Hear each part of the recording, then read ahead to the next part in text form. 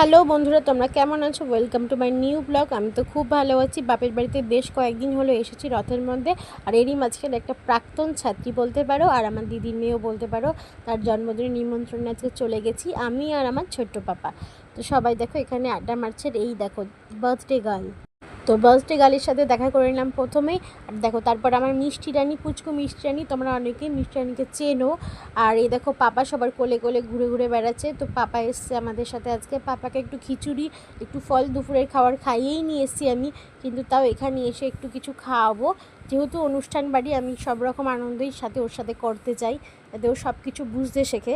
তো দেখো সবাই মিলে একটু প্রথমে আড্ডা মেরে নিলাম, আর তারপরে দেখো আমরা খেতে বসে গেলাম। পাপাও এখানে খেতে বসে গেছে। আর আমাদের আজকে খাবার দিচ্ছেন আমার সম্পর্কে জিজু হয়, অর্থাৎ যার জন্মদিন তার বাবা হয়। তো জিজুর সাথে বেশ অনেক দিন পরই দেখা হলো, তাই একটু আড্ডা মেরে নিচ্ছি। আর প্রথমেই দিয়ে দিয়েছে ভাত, ডাল আর চচ্চড়ি। চচ্চড়িটা অসাধারণ খেতে ছিল।